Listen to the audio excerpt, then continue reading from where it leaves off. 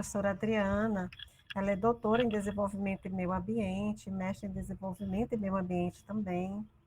É especialista em Gestão Ambiental e possui bacharelado em Ciências Biológicas pela Universidade Federal do Piauí e também pela Universidade Estadual do Piauí. Foi bolsista do Programa de Apoio e Implementação da BNCC no estado do Piauí, no PRO-BNCC, na etapa do ensino fundamental. Atualmente é professora fundadora do Centro de Formação Antonino Freire, que trabalha com esse processo de formação dos professores e implementação da BNCC no estado do Piauí, né? Atua como revisora de periódicos da revista Teams, né? Como é, Adriana? Teams. Temas mesmo. Temas mesmo, né? Temas. Redatora de currículo do Piauí, da Educação Infantil e Ensino Fundamental, do componente curricular Ciências. Parecerista ad hoc do currículo de ensino médio no Piauí, na área de Ciência da Natureza. É membro do Núcleo de Estudo e Pesquisa Saberes e Práticas Docente, e tem experiência em botânica, meio ambiente, ensino de ciência da natureza e formação de professores e BNCC. Então, a Adriana, ela é parte aí dessa equipe de implementação da BNCC no estado do Piauí. Como foi dito na apresentação, ela atuou nessa equipe de revisão e implementação da BNCC.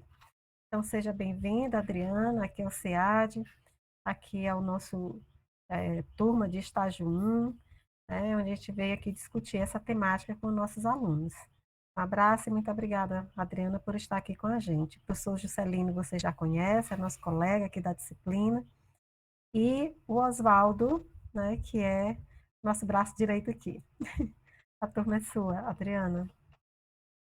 Eu que agradeço o convite, boa noite a todos, né? Eu agradeço estarmos aqui num feriado, né? Eu sei que muita gente queria estar descansando, mas sim mesmo. Eu vi que tem a professora Alessandra, que é nossa parceira lá no Centro de Formação também, ela também está lá nos nossos cursos, tá? Professora Alessandra, prazer em revê-la.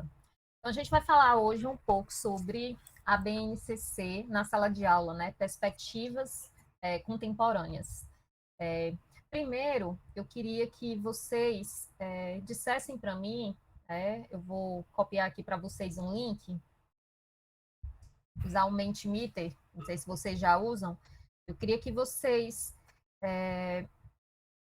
colocassem na percepção de vocês clicam aqui nesse link, e aí, com uma palavra, vocês vão dizer o que vocês sabem o que é BNCC. Quando falam em BNCC, o que vocês acham que é BNCC? Aqui. Dizendo aí se está dando certo. Compartilhei foi o... Espera, só um minuto.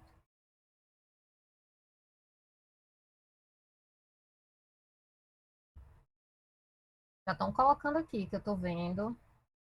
Aí, competências, normatização do ensino. O que mais? Currículo.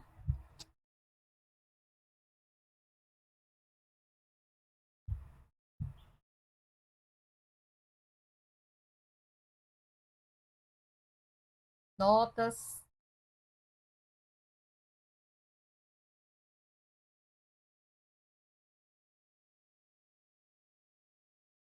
Alguém mais? Só 4 pessoas participaram.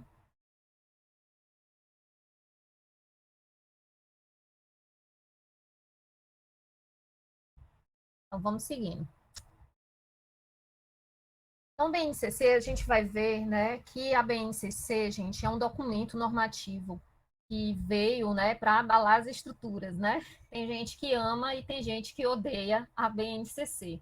A gente vai discutir um pouco, vai conhecer um pouco sobre a BNCC, e é importante, gente, eu sempre tenho falado isso, que a gente entenda, saiba qual é o propósito da BNCC, qual é a finalidade da BNCC e por que a gente precisava de uma base nacional comum curricular. E a partir desse conhecimento, a gente possa tirar as nossas próprias conclusões. A gente tem visto muita fake news, né, muita história sobre a BNCC, sobre a reforma do ensino médio, E aí hoje a gente vai ter um bate-papo, e aí eu queria que vocês, à medida que eu fosse falando, se vocês tiverem alguma dúvida, vocês possam colocar, e aí a gente vai conversando, tá bom? Então vamos lá. A professora já me apresentou, né? Eu sou licenciada em bacharel em biologia. Atualmente eu sou professora formadora do Centro de Formação, né? O Centro de Formação é o antigo Instituto de Educação Antonino Freire, né? Que tem uma história enorme com formação de professores e hoje esse centro de formação é da UESP, no qual nós temos vários cursos gratuitos, é, tanto remotos quanto presenciais para todo mundo. Então, depois, se vocês quiserem, né, ver os cursos, nós temos muitos cursos legais, principalmente atuando nessa área de BNCC, a implementação do currículo e outras coisas também relacionadas à formação de professores. Então, o que a gente vai falar hoje aqui? A gente vai falar da BNCC, para que serve a BNCC, né? O que são competências, habilidades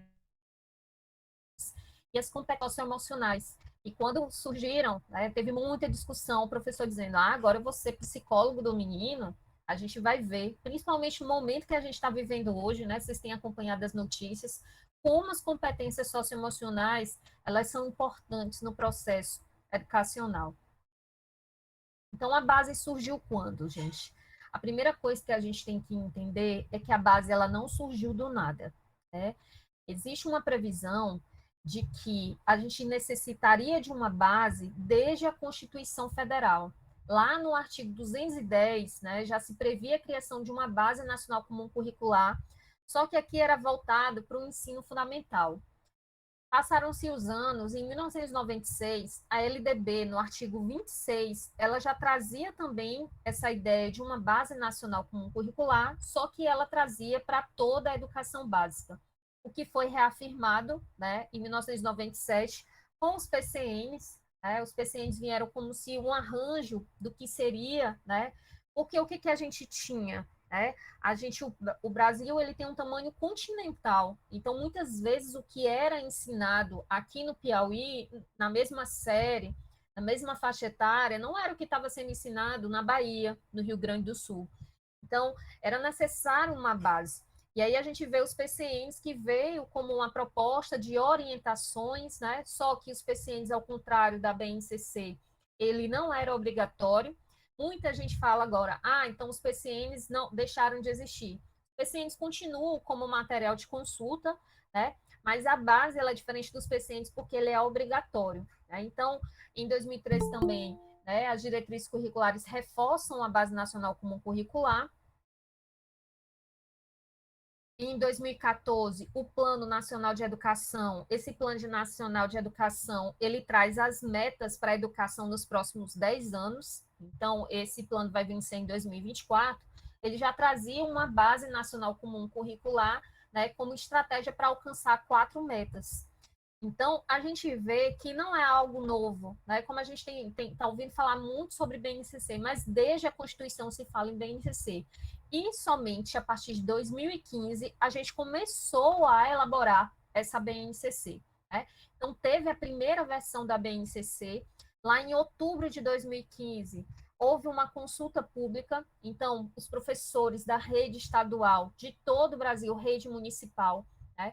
Ficou alunos para todo mundo consultar, verificar, né? Após essa consulta, houve uma sistematização, né, desses resultados, e aí foram para os especialistas, foi para o conselho, houve a BNCC, né, a segunda versão da BNCC, mais uma vez foi para a consulta pública, e em 2017 sai a BNCC. Aqui, gente, em 2016, a gente estava fazendo também a BNCC do ensino médio. Só que em 2017 veio a reforma do ensino médio. Então, quando foi homologada a BNCC, aqui em 2017, só saiu a BNCC da etapa da educação infantil e o ensino fundamental, né? Que é a BNCC 2017, foi dessas etapas. Em 2018 e 2019, os estados foram convidados para elaborar seu currículo, e é uma coisa bem interessante assim, que a gente tem que colocar em mente a BNCC não é currículo. A BNCC é um documento normativo que orienta a elaboração dos currículos, tá? E em 2018, né, houve também 2018, 19, houve a aprovação da parte do ensino médio referente à BNCC. Então, todo esse processo houve consulta pública. Em todo esse processo foi consultados professores, universidades, especialistas, mas infelizmente a gente teve pouca consulta. Assim como o currículo do Piauí também, gente. Do ensino fundamental e do ensino médio foi aberto para consulta pública e infelizmente a gente teve poucos acessos, né? Então, é um processo que contou com a colaboração de várias pessoas. E o que é a base? A base é um documento, como eu já falei para vocês, de caráter normativo, que vai definir um conjunto orgânico e progressivo de aprendizagens essenciais. O que um aluno deve saber naquela determinada série. E aí, todo o território brasileiro tem que estar consoante com isso, né? Então, ela traz, né, essas aprendizagens essenciais, que essas aprendizagens essenciais elas devem compor o processo formativo de todos os educandos ao longo das etapas e modalidades de ensino no nível da educação básica. Então, ela está referente a toda a educação básica. Ela também assegura a educação como direito de pleno desenvolvimento da pessoa, seu preparo para o exercício da cidadania e qualificação para o trabalho.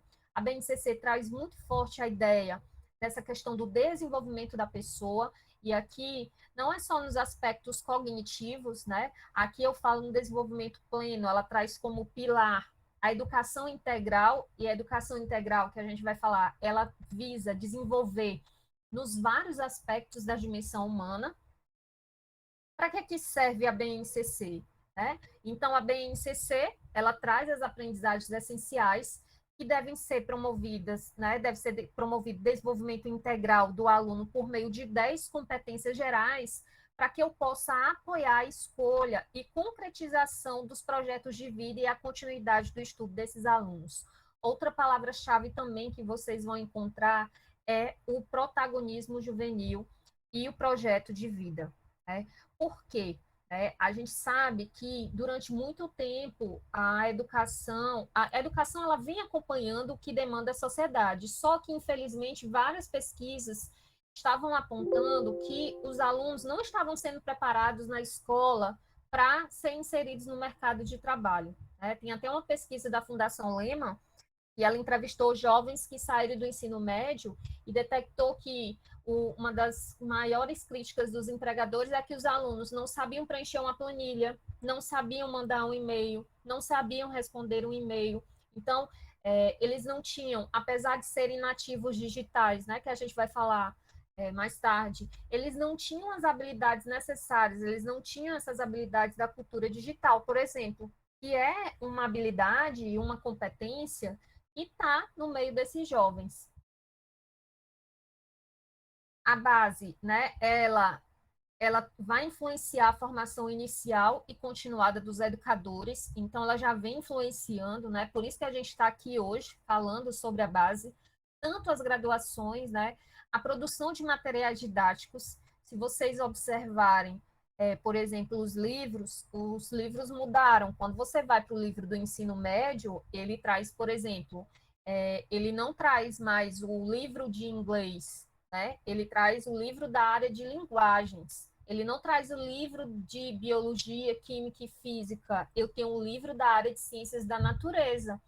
Então, as áreas, por exemplo, ciências da natureza, eu tenho 6 volumes, no qual tem um livro de biologia, os assuntos de biologia, química e física estão diluídos nesses 6 volumes. Da mesma forma na área de linguagens, né, onde está o componente inglês. Então, houve essa mudança no material didático, as matrizes de avaliações também, né, vão mudar, e o exame nacional, por exemplo, o Enem, né, a gente saiu até uma reportagem falando de como seria o Enem, né, porque o Enem teria formação, porque o ensino médio a gente sabe, vocês vão falar, né, o professor Gerson vai falar para vocês sobre o ensino médio, mas o ensino médio ele é formado pela formação geral básica, que é a BNCC, e os itinerários. Então, a formação geral básica são todos os componentes curriculares. Quando eu falo aqui componente curricular, eu chamo, são as disciplinas, né? Porque a BNCC, ela traz algumas terminologias diferentes. Então, conteúdo eu chamo objeto do conhecimento, componentes curriculares são as disciplinas, né? Então, a gente vê que a BNCC, ela vem para modificar também todas essas coisas. O que que muda para o professor? Gente, para o professor, o MEC vai garantir apoio para a formação continuada. Houve várias formações, ainda está tendo formações. A BNCC propõe um processo de aprendizagem mais alinhado à realidade do século XXI. Há quem diga que nós vivemos uma escola do século XXIX, um professor do século XX e um aluno do século XXI, porque a gente vê ainda que a gente ainda não está atendendo a esse novo perfil de aluno. Os docentes mais preparados, melhor preparados para garantir as aprendizagens, e os professores terão mais subsídios para engajar seus estudantes. Uma coisa que tem que deixar bem claro é que a BNCC, ela não diz quais são as técnicas e métodos que os docentes devem aplicar. A gente tem falado muito de metodologias ativas, mas lá na BNCC ela não diz que é obrigatório o uso de metodologias ativas. Ela coloca aqui, devem ser promovidas situações de aprendizagem que levem os alunos a serem sujeitos da aprendizagem também. Por que a gente fala hoje desse novo formato do aluno sujeito da aprendizagem? Porque também com base em várias pesquisas, né? Tem até uma pesquisa do William Glasser, né, que é um psiquiatra, ele fala que quando eu trabalho com métodos ativos, os alunos eles aprendem mais. Então, quando o aluno discute, quando ele pratica e quando ele ensina, a aprendizagem pode chegar até 90%. Mas quando ele lê, é 10%. Quando ele ouve, 20%. Então, assim, várias pesquisas têm indicado. E a gente sabe que esse aluno, esse perfil de aluno é diferente, né? Como a internet ela é cheia de movimento, de cor, né? Cheia de interação, muitas vezes a escola ela não se torna muito atrativa por conta disso. Como é que a BNCC está estruturada? Bem, eu tenho as 10 competências gerais, né? Essas 10 competências gerais, elas permeiam toda a educação básica, tá? E aí eu tenho na educação básica dividida em educação infantil, ensino fundamental e ensino médio. A gente vê que à medida que vai avançando para as etapas, existe uma diferença, né? Existe uma diferença no formato. Então, a educação infantil, eu vou ter 6 direitos de aprendizagem e desenvolvimento. Então, o que seriam esses direitos? Brincar, conviver, praticar, né? Expressar.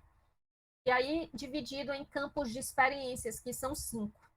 Aqui na educação infantil, as crianças são divididas em 3 faixas etárias e cada objeto de aprendizagem e desenvolvimento está voltado para essa faixa. Então, eu tenho bebês, que é de 0 a 1 ano e 6 meses. Eu tenho crianças bem pequenas, que é de 1 ano a 7 meses, 3 anos a 11 meses, e crianças pequenas de 4 anos a 5 anos e 11 meses, né? E aí eu vou ter os objetivos de aprendizagem e desenvolvimento. Aqui eu não falo de habilidades, aqui eu falo de objetivos de aprendizagem para cada etapa. Já no ensino fundamental, eu já tenho 5 áreas do conhecimento, né, que é linguagens, matemática, ciências da natureza, ciências humanas e ensino religioso. Na segunda versão ele não era uma área, mas na terceira versão ele entrou como área. Para cada área do conhecimento, né, eu tenho as competências específicas da área. É importante que vocês prestem atenção nisso, porque quando forem montar o plano de aula, vocês devem dizer qual é a competência geral que vai ser desenvolvida, dentro da área, qual é a competência específica, e aí dentro das áreas do conhecimento eu tenho os componentes curriculares, né? E as competências específicas dos componentes curriculares. E aí a nomenclatura do ensino fundamental agora, ensino fundamental anos iniciais, ensino fundamental anos finais.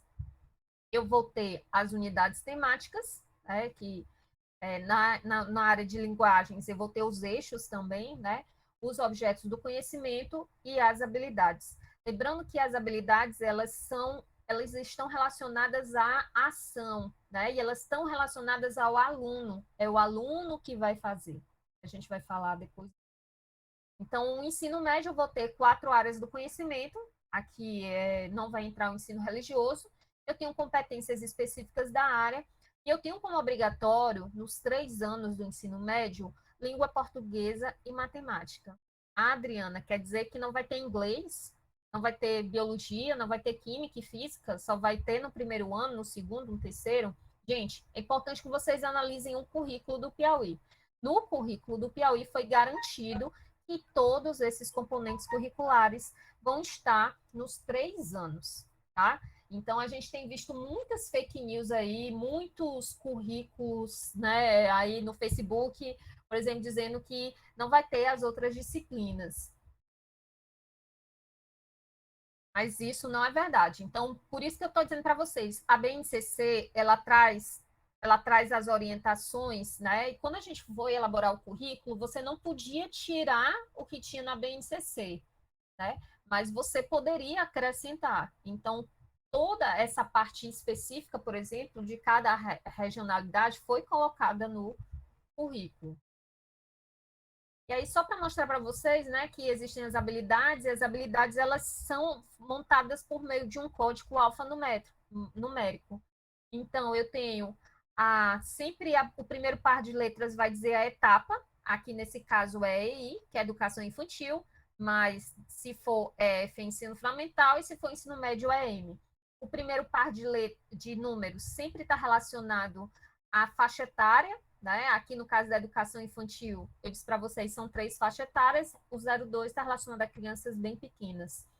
O segundo par de letras está relacionado ao campo de experiências na educação infantil e o último par de números está relacionado à posição da habilidade. É importante que vocês prestem atenção nisso, porque quando também forem montar o plano de aula de vocês ou a sequência didática, vocês vão colocar lá qual é a habilidade e qual é o código que vão estar utilizando. Só para exemplificar aqui do ensino fundamental, algumas habilidades vocês vão encontrar, né? Por exemplo, sexto e sétimo, um ao terceiro, oitavo e nono, quer dizer que essa habilidade pode ser aplicada no sexto e no sétimo ano. Esse aqui é o componente de educação física, né? E esse aqui é a habilidade 1. Só para a gente entender, ó, o segundo par de letras, ele está relacionado, ele vai vir com então, língua inglesa vai ser LI, o código. Qualquer dúvida, podem ir perguntando, gente. E aí a BNCC traz como pilar a educação integral. E é importante que a gente entenda que a educação integral aqui não significa educação de tempo integral, né? Porque existe esse termo também, escolas de tempo integral. Quando eu falo de educação integral, eu estou falando de uma abordagem educacional, é uma proposta formativa, né? No qual visa o pleno desenvolvimento dos estudantes, ao contrário da educação de tempo integral, porque ela está relacionada ao tempo de permanência na escola, à jornada escolar. E existe a proposta que as escolas do ensino médio também sejam escolas de tempo integral, né? Por conta da carga horária, porque agora o ensino médio vai passar para 3.000 horas. Né? E aí a educação integral, ela está relacionada ao desenvolvimento dessas múltiplas dimensões, não só o físico, ou não só o intelectual, como a gente tinha muito forte a questão do intelectual, né? Mas o cultural, a gente tem competências que estão relacionadas ao cultural, ao social, ao físico e o emocional. Né? Nas competências gerais, a gente traz muito forte lá as competências socioemocionais. E aí, qual é o papel da escola no século XXI? O que vocês acham? Vocês acham que a escola mudou ao longo do tempo? Coloquem aí no chat aí. Vocês acham que a escola mudou?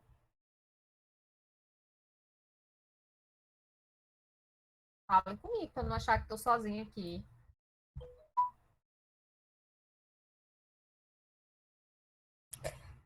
Vocês podem ir interagindo, gente.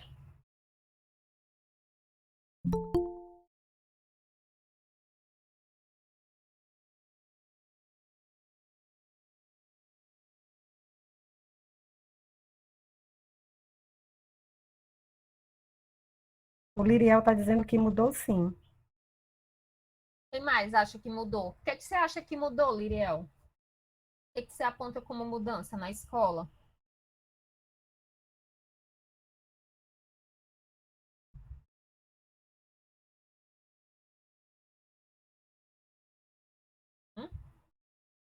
Vocês acham que apenas o uso da tecnologia é suficiente, por exemplo, para a formação integral dos alunos?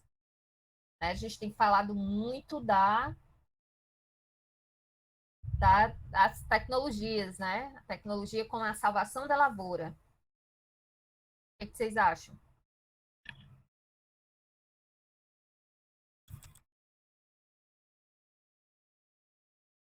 A Alessandra disse que não. Gente, a gente percebe que a escola ela tem mudado, mas a gente percebe ainda uma mudança muito tímida, né? Existe uma cobrança para que a escola mude, né? Sempre faço comparação. Imagine um médico e um professor, um médico do século passado e um professor do século passado. E aí eu tivesse uma máquina de teletransporte e trouxesse o médico e o professor para cá, 2022. Quem vocês acham que ia ter dificuldade para trabalhar? O médico ou o professor? Médico do século passado. Imagine, ele vai entrar numa sala de cirurgia hoje. O professor do século passado vai entrar numa sala de aula hoje. O que vocês acham? Quem vai ter dificuldade? A Alexandra disse que é o médico.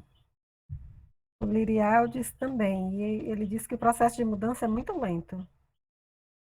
A gente vê, né, que quando a escola mudou, sim, concordo que a escola mudou um pouco, mas quando a gente compara com a medicina, por exemplo, com a saúde, a gente vê que a mudança foi muito tímida, né?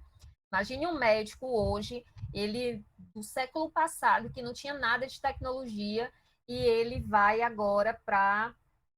E ele vai entrar no centro cirúrgico, que tudo é tecnológico, né? O bisturi é elétrico, tudo é elétrico.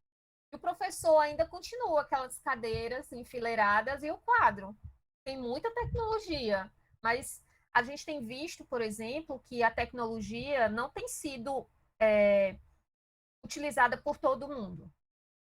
A gente vê que a pandemia acelerou muito esse processo. Né? Eu lembro lá nos cursos presenciais de formação, lá no centro de formação, a gente trabalha muito com gamificação, e aí o professor, ele não sabia fazer um e-mail. Né? Ele não tinha, e tudo a gente sabe que hoje precisa de um Gmail. Né? O professor não sabia fazer o Gmail, e a gente percebe que a pandemia acelerou muito. Mas a gente vê que foi um processo muito para quem foi buscar.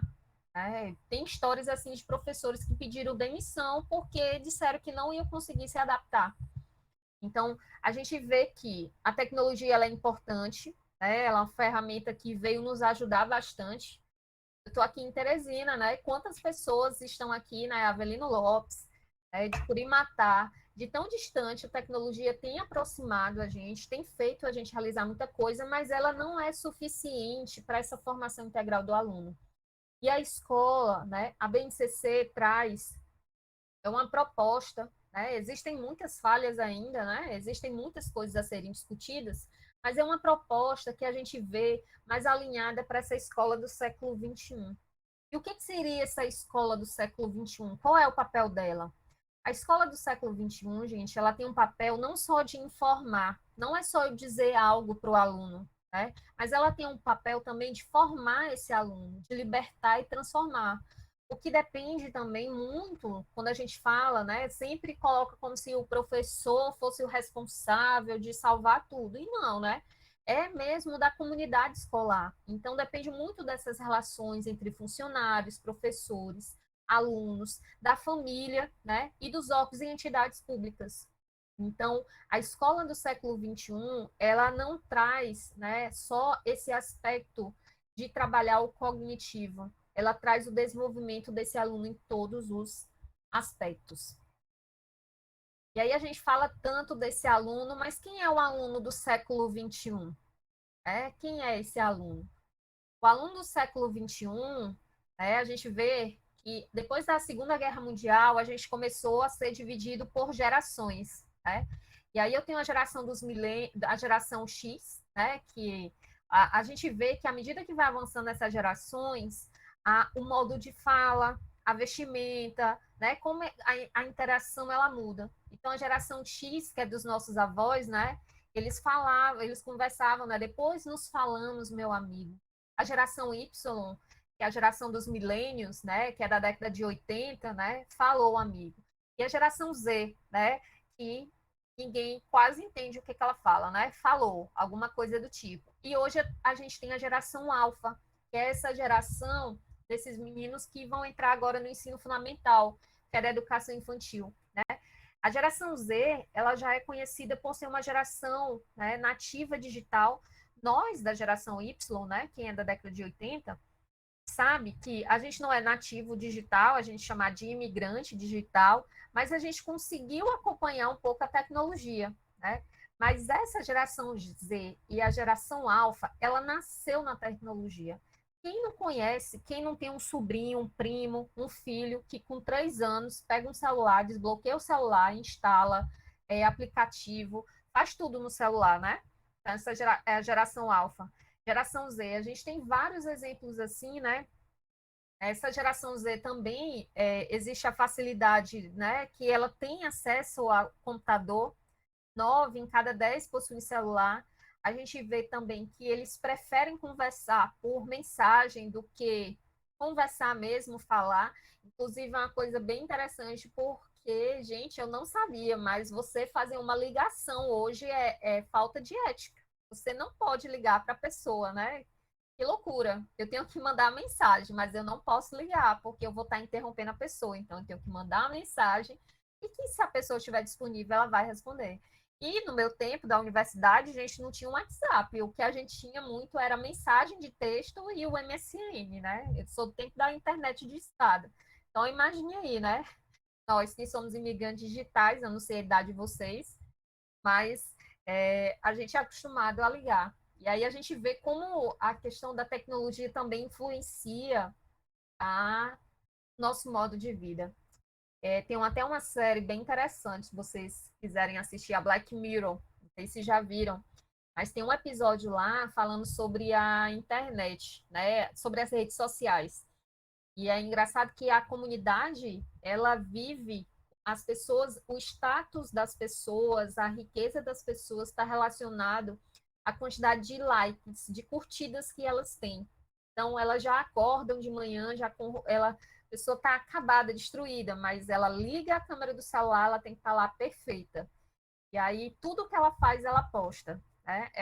É uma crítica à nossa sociedade, né? Essa é a nossa sociedade de hoje. Ô, Adriana, tem um outro filme também, eu não sei quem já assistiu, que trata disso também, Não Olhe para Cima. Quem já viu, né? Eu já ouvi falar, e fala muito de fake news também, né? Uma coisa assim, né? É, fake news, essa quantidade de likes, quem tem mais seguidores, a polarização de ideias. Nossa, muito bom. Vale a pena assistir. Essa é a sociedade que a gente vive, né? É, E aí a gente tem os nativos digitais, que eu falei para vocês, né?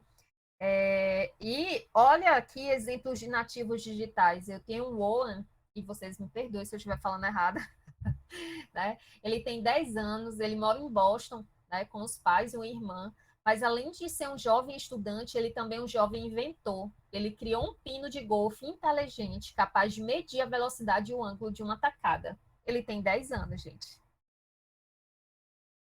Eu tenho o.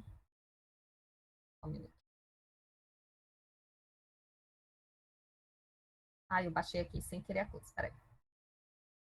Eu tenho o Daniel Singer, né, 13 anos, ele criou um aplicativo, né, uma ferramenta de bate-papo que permite enviar mensagens anônimas para os contatos do Facebook e do Google+. Antes mesmo do lançamento, o Daniel negou uma proposta de compra de uma empresa chinesa e já se reuniu 2 vezes com executivos do Google do Vale do Silício. E ele só tem 13 anos. Eu sei que, assim, a Adriana, isso não é a maior parte do nosso perfil, mas a gente tem alunos também que fazem muitas coisas. Esse é o perfil desses alunos, né? Desses nativos digitais, que conseguem fazer. Hoje em dia, você vê uma criança de 10 anos, ela já sabe criar um canal no YouTube, ela já sabe postar vídeo, ela já é uma influência. E como é que fica o currículo nesse contexto? Nesse contexto de mudança nesse paradigma, mudança dessa sociedade que a gente vive, mudança desse perfil do aluno, né? Então, a gente tem a, esse ensino pautado, a BNCC traz também um ensino pautado, né, para o desenvolvimento de competências. E é importante a gente falar nesse desenvolvimento de competências, gente, por quê? Porque a gente sabe que o conhecimento, ele fica defasado. Quando eu formo, o que eu estudei, eu sempre digo, quando eu estudei, Plutão era um planeta. Hoje Plutão não é mais um planeta. Então, a gente sabe que o conhecimento, ele vai mudando. Você vê, assim, várias reportagens aí, domingo, o, o Globo, aquele que passa dia de sexta, Globo Repórter, né? Ah, ele passa uma reportagem, o café faz mal. 3 anos depois, 5 anos depois, vamos mostrar as vantagens de se tomar café. Então, a gente vê que o conhecimento, né, nunca foi produzido tanto conhecimento e ele nunca mudou com tanta velocidade, que o que a gente sabia ontem, talvez não seja amanhã, né? Então, a gente vê que quando eu ensino esse menino, eu desenvolvo competências, eu estou preparando ele para ele resolver qualquer demanda da sociedade. E só para atentar também que o ensino pautado em competências não é algo novo. Né? Desde a década de 70, a gente já fala nesse ensino voltado para competências. Né? E o que a BNCC define como competência? A competência ela está relacionada à mobilização de conhecimentos, habilidades, atitudes e valores, né, para resolver demandas complexas da vida cotidiana, do pleno exercício da cidadania e do mundo do trabalho. Então, eu tenho que saber o que, eu tenho que saber fazer, eu tenho que ter esse conhecimento, mas eu tenho que saber fazer com esse conhecimento, eu tenho que ter a atitude de fazer e eu tenho que ter a identidade, né, o valor, eu tenho que ser. Então, a, a, a competência também, ela é a aptidão para se ao defrontar com um problema, eu utilizar o conhecimento construído. Hoje a gente fala muito, né, e a gente vê uma dificuldade muito grande que nós temos na questão do letramento científico, né?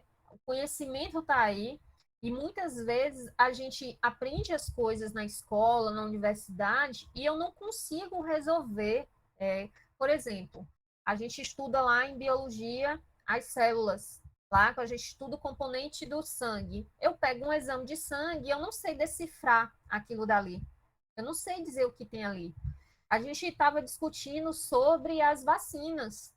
E eu sempre digo, gente, a professora de biologia do segundo ano de vocês deve estar se revirando, né? Porque ninguém sabe mais como é que faz vacina, a gente aprende isso. Então, as pessoas estavam falando assim, coisas, né? Vamos botar um chip. Não, tem um chip na vacina. Achando que a vacina vai controlar, né? Sendo que o celular já controla e já sabe tudo da vida da gente, né? A internet já sabe tudo.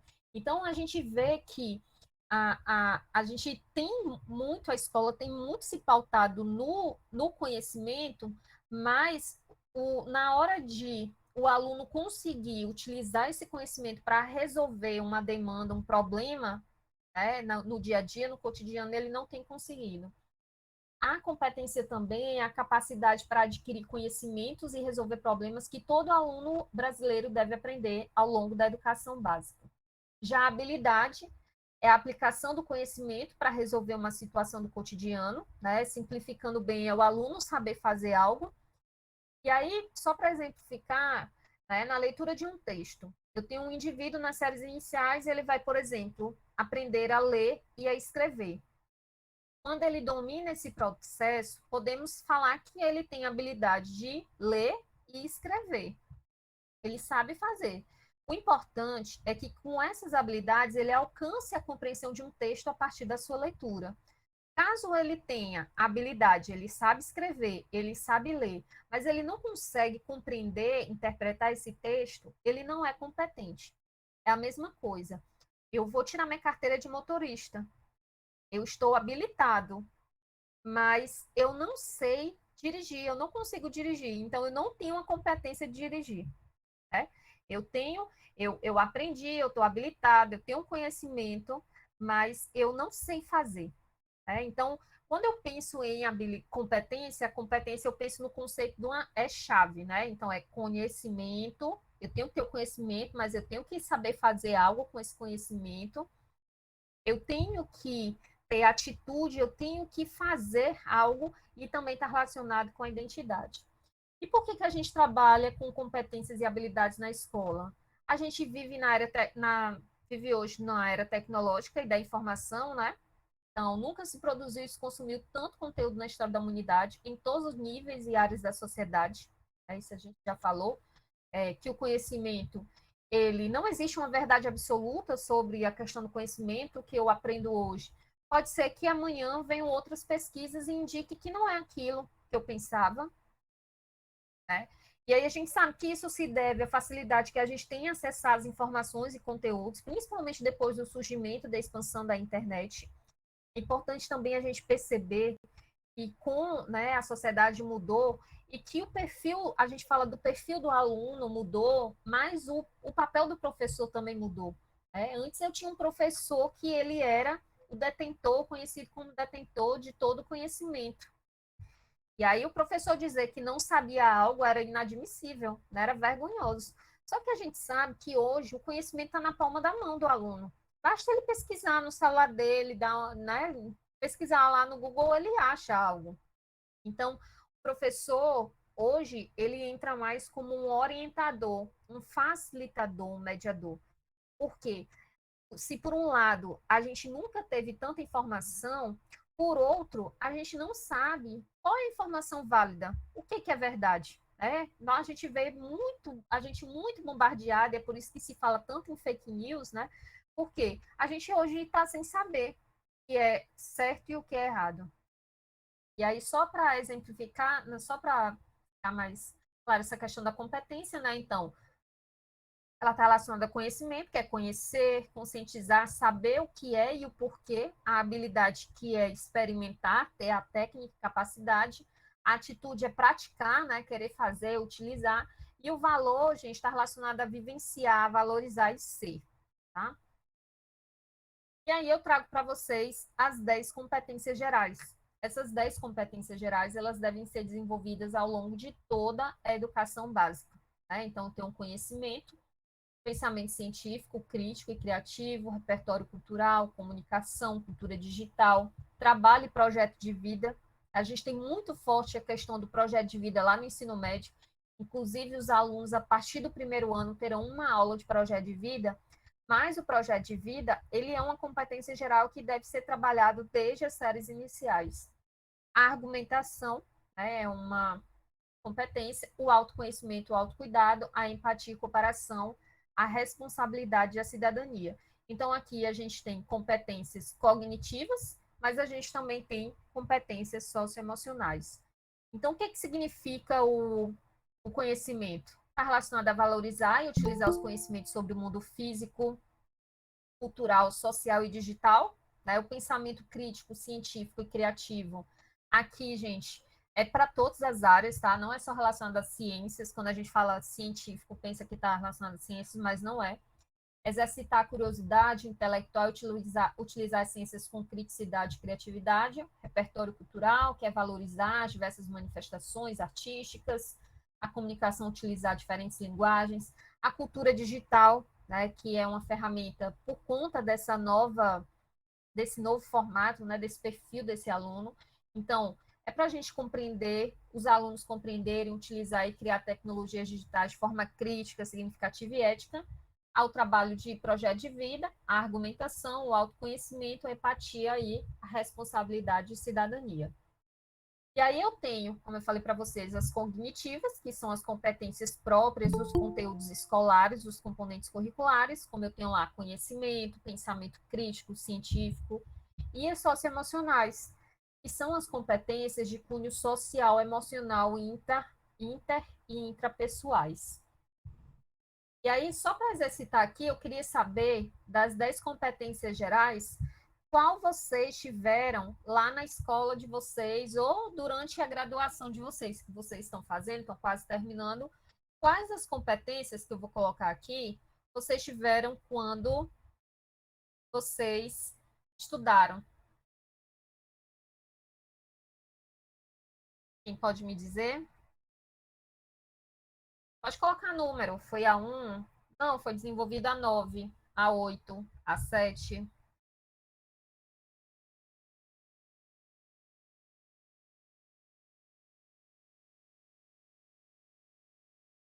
A Alexandra disse que era a 1, Alexandra a 1 e a 2. Quem mais?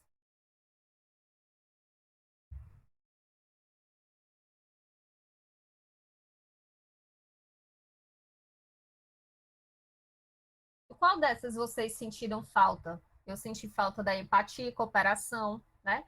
Muitas vezes essas competências, elas estavam relacionadas apenas quando tinha alguma situação que ocorria na escola, e aí o professor, a direção fazia alguma atividade que envolvia. Qual a diferença hoje, gente? A diferença é que agora não é só um professor que é, mais sensível a essas questões. Agora existe a intencionalidade, né? Agora todos os professores devem colocar na sua prática. O Liriel disse que a 8, né, que queria, né, Liriel, que queria que fosse trabalhado na escola, conhecesse, compreendesse na diversidade humana e apreciasse, né?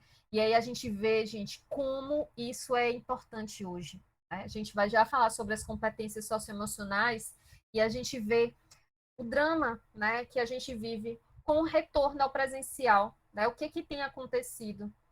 Crises de pânico coletiva, a gente estava numa pandemia, foi difícil entrar na pandemia, foi difícil se adaptar ao ensino remoto, e hoje a gente tem um movimento que, até nas universidades, os alunos não querem retornar para o presencial.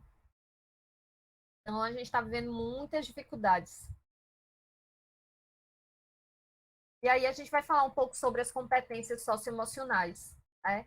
Eu tenho certeza que vocês já vivenciaram aqui alguma dessas situações, ou conhece alguma pessoa, né?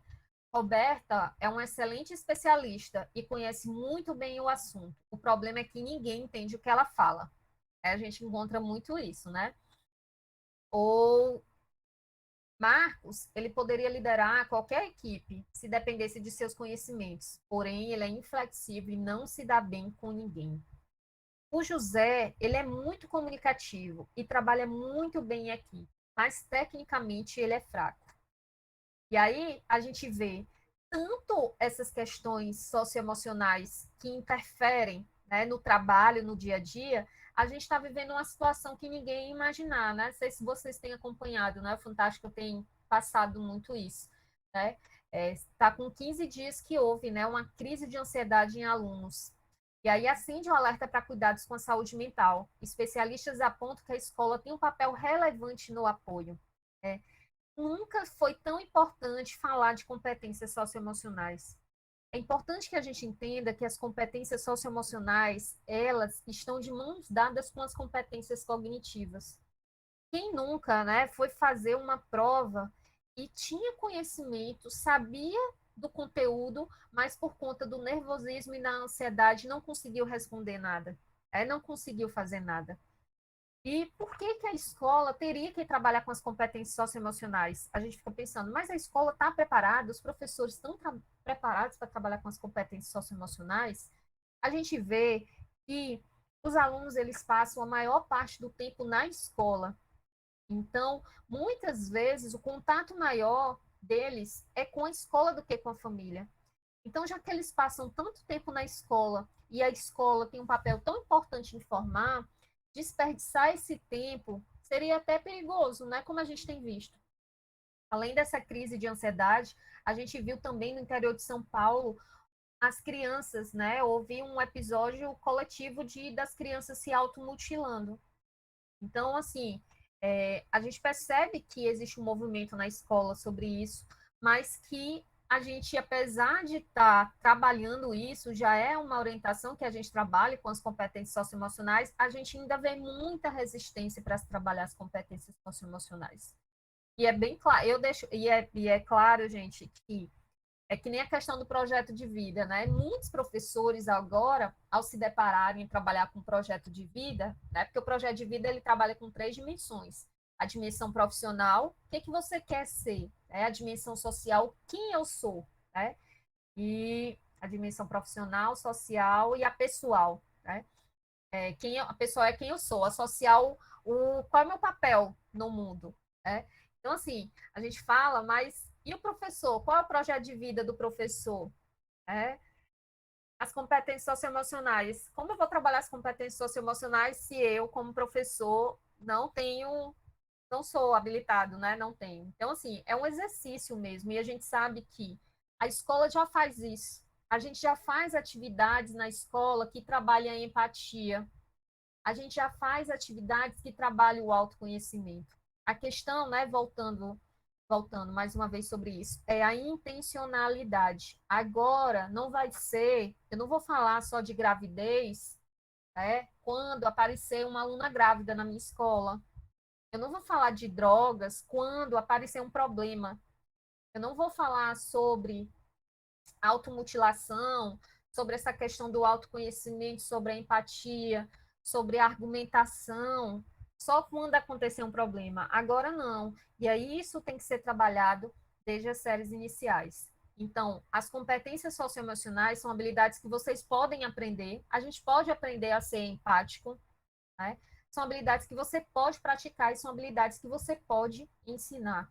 É por isso que a gente fala dessa questão das competências socioemocionais dentro da escola. E aí, né, dentro das 10 competências gerais, eu tenho 4 que são trabalhadas, né, como competências socioemocionais, mas vocês vão encontrar documentos que essas 4 se desdobram em até 200 competências socioemocionais. Então, assim, aqui é um leque de opções para você trabalhar. Ednilza disse, 2019, na escola que trabalhava, aconteceu um caso de uma aluna se mutilar. Ela estava no 7º ano. É bem comum, Ednilza. E aí o que que acaba? A gente acaba não discutindo isso na escola. Não acaba utilizando isso para, será que não tem mais crianças se automutilando? Será que é um problema só dela? É? Então, assim, qual é o papel? Vamos trazer a família, vamos conversar. É importante que a escola esteja atenta para isso. Então, eu tenho aqui, né, a argumentação. O que é argumentar, né? Argumentar com base em fatos, dados e informações confiáveis. Hoje a gente vê, né, hoje está um perigo a polarização, né? Então, a gente vê muita gente querendo argumentar. Por exemplo, falando sobre a reforma do ensino médio, o BNCC, você tem todo o direito a não concordar, gente. Mas para eu não concordar, eu tenho que conhecer. Então, o que que a gente percebe? As pessoas não estão mais querendo se informar e elas estão só, né, se informando pelo Facebook, Twitter e YouTube, né, às vezes, e Instagram, WhatsApp. E elas não vão a fundo.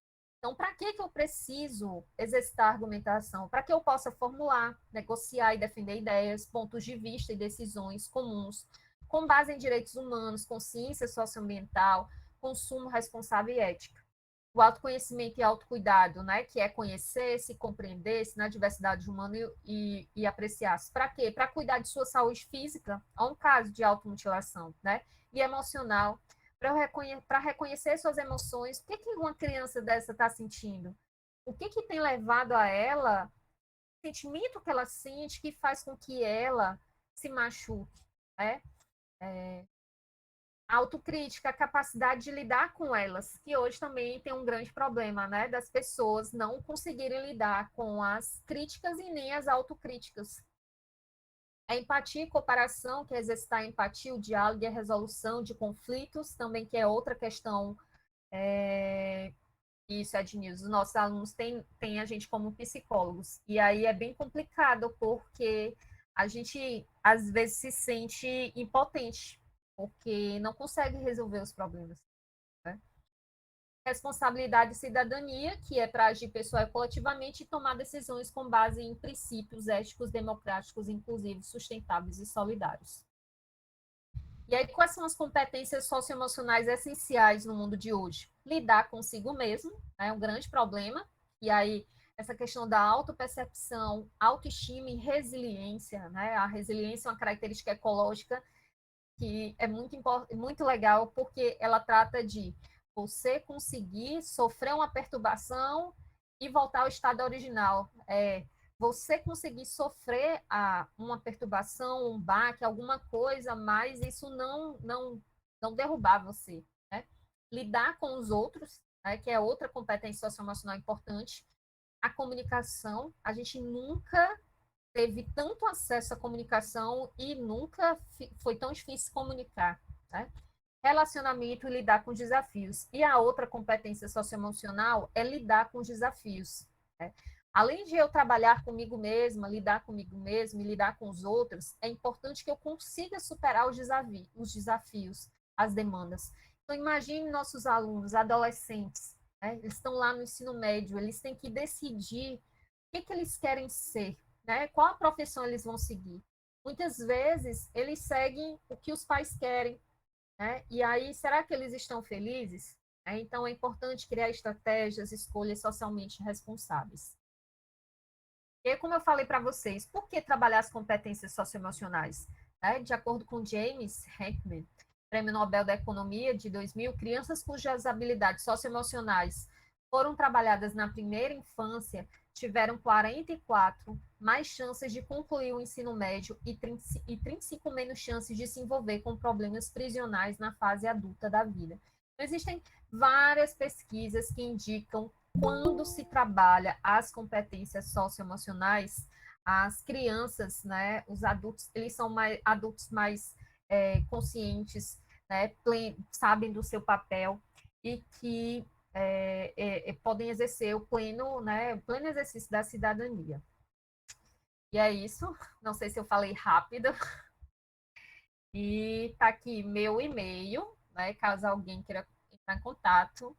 Antonina também tem meu telefone, caso vocês queiram tirar alguma dúvida. E é isso, estou aberta agora para quem quiser tirar alguma dúvida, fazer algum comentário. Ok, Adriana. Está aberta aí, professor Juscelino, quiser fazer alguma colocação, os demais. Boa noite. Primeiro, parabenizar a professora Adriana pela exposição tão bem feita a respeito da BNCC. Como você mencionou, há muitas pessoas que amam, há muitos que odeiam, né? Embora nem sempre consigam dizer com muita clareza o porquê de amar tanto ou porquê de odiar tanto, né? Por isso a importância de buscar um conhecimento mais aprofundado, tá? E para nós que estamos aqui, os estudantes principalmente, fazendo uma graduação, seja primeiro, seja uma segunda, terceira, enfim, mas que estão em formação inicial nessa área específica, que é de língua inglesa, que está dentro da área de linguagens e suas tecnologias, é muito bom conhecer todos esses aspectos que você mencionou. Inicialmente, saber que a BNCC não surgiu da mente fértil de ninguém. Há essa previsão desde 88 na Constituição, há essa previsão também na LDB de 96, embora não houvesse esse nome, Base Nacional Comum Curricular. Houve todo um processo histórico até que se confirmasse, que consolidasse, que tivéssemos a publicação, bem recentemente, em 2018, a versão final da BNCC. Então, muito importante que nós tenhamos esse conhecimento e eu parabenizo você pela exposição tão bem feita. Tá? E aí nós gostaríamos de ouvir nossos alunos a respeito do que eles acharam mais importante de destacar, de questionar alguma coisa, de perguntar, de problematizar, dizer quem ama, quem odeia, quem conhece, quem não conhece. E especialmente, você até falou, que antes da BNCC nós não tínhamos documentos nacionais que fossem normativos, Uhum, eram os orientadores, né? Tivemos os PCN, eram parâmetros uhum, nacionais. Tínhamos as diretrizes de alguma coisa, tínhamos as orientações curriculares para o ensino médio, mas todas eram parâmetros, eram diretrizes, eram orientações, e agora nós temos um documento que ele é normativo. Todo mundo tem que se adequar à BNCC, vendo naturalmente as suas especificidades dentro da sua região, dentro de cada realidade local, mas que esteja tudo em consonância com a BNCC. Aí é muito bom, já que nossos alunos têm esse conhecimento, né, foi muito bem pensada essa proposta, né, parabéns à professora Nina pela proposição, né, desses debates que vamos ter nesse mês de abril e também no mês de maio, falando da BNCC e de outros temas tão é, caros, como o povo diz agora, né? Tão caros para a nossa formação. Então, fica aí o espaço para que nossos alunos também participem e dialoguem com a professora Adriana. Ok, gente. Obrigada, Juscelina. E quem mais quiser se posicionar, fazer as perguntas, tirar as dúvidas aí com a professora Adriana, o momento é esse, né? Então, essa semana a gente inicia a aula de hoje com essas discussões na extensão que nós cadastramos para fazer essas discussões sobre BNCC, ensino médio, e a gente finaliza com a BNCC aí no ensino de língua inglesa. E a gente gostaria de ouvir vocês, né, que interagissem com a professora e tirassem as dúvidas de vocês.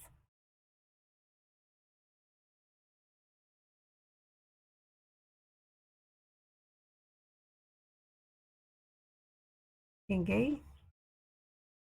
Pode ser que alguns dos alunos aqui já atuem como professores, né? Uhum. E pode até ver como é que pode nos dizer como é que faz a preparação das escolas, porque a gente está na fase, né, de elaboração dos currículos nos estados e municípios. Como é que está sendo feito isso pela Secretaria de Educação municipais ou pela Gerência Regional de Educação, no caso das estaduais? Há Sim. movimento nesse sentido? Como é que vocês estão vendo isso acontecer? E pode também, Juscelino, às vezes quem tem filhos aí na escola já está passando por essa realidade, né? Já estão vendo essa realidade aí dos filhos com um livro só para cada área do conhecimento, já estão os meninos aí no ensino médio primeiro ano já com essa realidade de implementação, né? Então, qual a experiência de vocês já com essa nova realidade? Podem relatar aqui para a gente.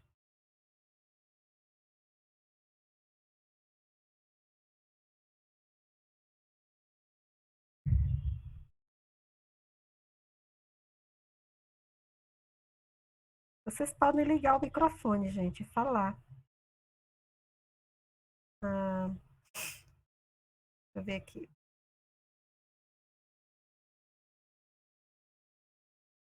A Adnilson disse que a palestra foi riquíssima, a professora Adriana está de parabéns, bem explicado. Acredito que essa palestra vai ajudar nossos alunos na disciplina de estágio supervisionado, na questão do planejamento para o estágio. A Júlia, ela diz o seguinte: foi muito bom, obrigada, professora. Eu só queria saber como conseguir os links das próximas reuniões, pois no e-mail não veio. Ela disse que sofreu para conseguir hoje. É, os links sempre é o mesmo, viu, Júlia? O link nunca muda, ele é permanente. Então, esse mesmo link de hoje é o link que você vai usar em todas. É o mesmo, é igual, tá? Mais alguma pergunta aí?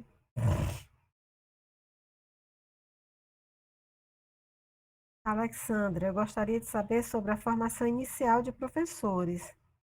O que se está planejando para os currículos nas universidades, considerando a implementação da BNCC? Há algum movimento em relação a isso? É, É isso? para existir, Alessandra, um planejamento.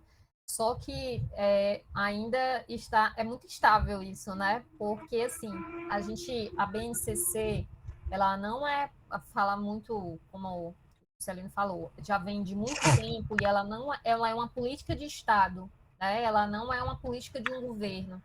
Para vocês terem ideia, já passaram 3 presidentes, 7 ministros da educação. Então, a gente fica só sofrendo mudança de ministro da educação, e aí, quando sofre, né, já muda tudo. Então, existe a questão dessa mudança na formação inicial. Eu não sei lá na UFP, Antonina, como tá, mas existe um movimento para que os PPPs, né, o PPC Sim, seja mudado, né? sim. Então, essa parte eu posso até falar um pouco, Alexandra. Pronto. Então, a universidade, eu falo do meu departamento, a gente está aqui se aproximando do documento, né? Então, esse documento e essa implementação do novo ensino médio não é novidade só no âmbito das escolas, né? Então, a gente tem exatamente aí, Juscelina, a questão da curricularização da extensão também, e também os professores no âmbito da UFP também estão se apropriando desse documento e tentando, né, na medida do possível, fazer essas discussões para também se apropriar de tudo isso, né? E tornar a formação inicial uma formação mais direcionada para essa perspectiva da BNCC e para a perspectiva também de implementação do novo ensino médio. Dizer para vocês também que a universidade, o governo federal, ele já começou a partir desse ano já fomentar alguns cursos de formação, né? E aí, Adriana, eu acho que pode até falar também, existem muitos cursos, mas no âmbito da UFPI, o que é que a gente tem hoje? Então, a gente tem o PRIO, acho que o Juscelino sabe do PRIO, né? O PRIO é um programa aí que está sendo desenvolvido pelo SEAD, que é um curso de formação que é direcionado todinho para a implementação do ensino médio para a BNCC, e está vindo também aí as pós-graduações, inclusive teve agora o processo seletivo em algumas áreas do conhecimento, teve em ciência da natureza, teve em pedagogia, me ajuda aí, Juscelino, tá sabendo? Acho que teve em química, São quatro, são 4 cursos no PRIO: são letras, quatro, português, ciência da natureza, química e pedagogia. mas Os núcleos de Teresina, Picos, Floriano e Pedro II. sim, aí tem os de pós-graduação, Juscelino. Eu sei que tem Também tem ciência da natureza, a pós-graduação. Eu sei que tem vai ter um de linguagens também. linguagens também. Né? Então, ciências humanas, isso, Júlia. Então, esses cursos, eles já são, vamos dizer assim, eles já são resquícios, né? Resquícios não, mas eles já vêm para atender essa demanda de formação continuada pró-BNCC e novo ensino médio. Esses cursos, eles não vão parar, eles estão começando a ser implementados agora, né? Tanto que eu acho que muita gente não chegou nem a saber, né, desses currículos, dessas ofertas, né? Eu sei que foi uma procura bastante grande, eu sei da realidade da ciência da natureza, que teve 600 candidatos para 60 vagas. Foi bem concorrido, né? Então, vão acontecer muitos cursos. A professora Adriana, por exemplo, pode falar aí de quantos cursos de formação a própria Secretaria de Educação vem ofertando, o governo federal vem ofertando, né? Então, eu acho que o que a gente precisa mesmo é se abrir e se permitir, né? A se aproximar desses documentos e a tentar mudar, né? A nossa prática e para atender a essa nova realidade. Porque é uma realidade, né? Por mais que a gente sabe que existe um movimento muito grande, muitas universidades não estão de acordo com o documento, né, a BNCC, a reforma do ensino médio, mas, como eu falei para vocês, a BNCC passou por 2 consultas públicas. Então, a BNCC ela vai ser revisada em 2025. É importante que a gente participe, porque depois que o documento está pronto, é aquela história, você teve a oportunidade de falar, de dar a sua opinião, você não deu, depois que o documento está pronto, é lei, gente. As pessoas até, isso, as escolas particulares também vão adotar, as escolas particulares são obrigadas também. Inclusive, você vê todo o material didático mudou, e as escolas estão se adaptando para isso. Você pega a escola grande, uma escola grande aqui como o SEV, para trabalhar as competências socioemocionais, eles contrataram o programa do Augusto Cury, que é a escola da inteligência emocional. Então, assim, as escolas também têm que se adaptar porque é lei, né? Então, não tem essa questão. Embora eu não concorde, né? Tem muita gente que fala que a gente está à volta do tecnicismo, que não é, gente. Por quê? Porque lá no ensino médio a gente fala de itinerários e a gente fala da escolha do aluno. E muita gente quer fazer um ensino técnico. Por quê? Porque é mais fácil para conseguir emprego. Porque, então, assim, no currículo houve também a escutativa, né? A gente fala desse processo escutativa, os alunos foram escutados. A gente foi ouvir os alunos, o que vocês querem? Está aqui o currículo. O que vocês acham do currículo? Né? Então, assim, é um processo que teve toda uma consulta, não saiu do nada. A gente sabe que houveram algumas falhas por conta de mudança, né? O MEC mudou bastante, toda a equipe foi demitida, foi uma confusão, né? E aí, toda Verdade. vez que sai um ministro, né? Saiu um ministro agora recentemente, aí muda toda a equipe, e aí esse processo acaba sendo.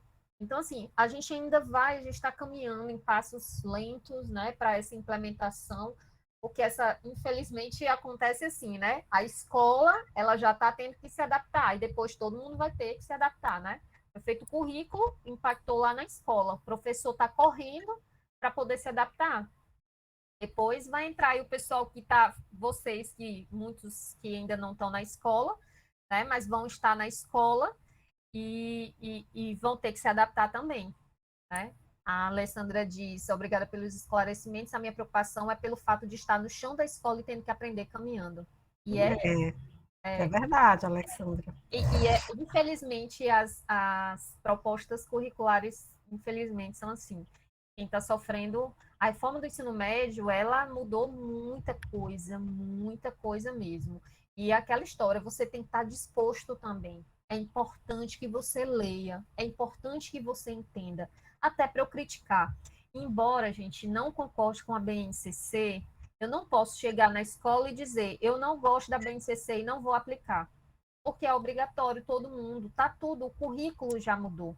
Então, é importante que você é, leia o currículo, olhe o currículo do Piauí. Acho que foi o Liriel que perguntou sobre inglês, né? Se vai continuar. Não, foi o Hércules. Se inglês vai continuar. A BNCC traz como obrigatória português e matemática, pelo menos português e matemática, mas o currículo do Piauí garantiu que todos esses componentes curriculares estivessem nos 3 anos. Então, como eu disse para vocês, a BNCC não é currículo. Então, a BNCC ela traz as aprendizagens essenciais. É importante que vocês olhem o currículo. Eu dou aula no Maranhão, eu dou aula na Bahia. Olhe o currículo. É o currículo que vai ser colocado lá no dia a dia, no chão da escola. Muito bom, Adriana. Na verdade, a gente precisa desmistificar tudo isso, né?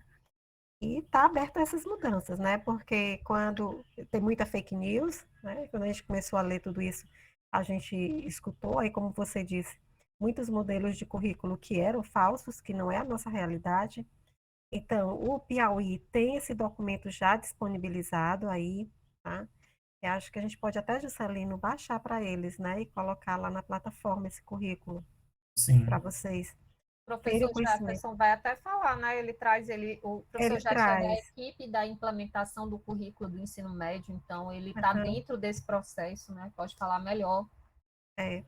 Então, a gente vai ter aí, gente, mais uma discussão no dia 29, no nosso próximo encontro é dia 29, porque a aula seria dia 27. Mas a gente adiou aí para o dia 29 por conta da palestra do professor Jefferson. Então, o próximo encontro é 29/4, né? 29/4, às 19 horas. Então, quem não participou de hoje, a gente convida todos os colegas que participem, porque é um momento da gente, de todos os nossos alunos e também nós, professores, aperfeiçoarmos o nosso conhecimento acerca dessas temáticas, né? É um conteúdo que vai enriquecer bastante as atividades de estágio e a prática de vocês, assim como o planejamento de vocês em sala de aula. A gente ainda tem dois momentos, um no dia 29/4, né, Juscelino, e outro no dia 9/5. Aí a gente encerra o nosso curso de extensão. Lembrando que todos os alunos que fazem parte, tanto tutores presenciais como tutores à distância, estão cadastrados dentro do curso de extensão como organizadores do curso, então vocês já vão receber um certificado como tal. E a gente solicitou também que vocês se inscrevessem no curso, né, como participante, porque daí vocês receberiam uma segunda certificação, tá? Então, por que certificar vocês? Por que essa preocupação? Porque vocês precisam de atividades complementares, não é?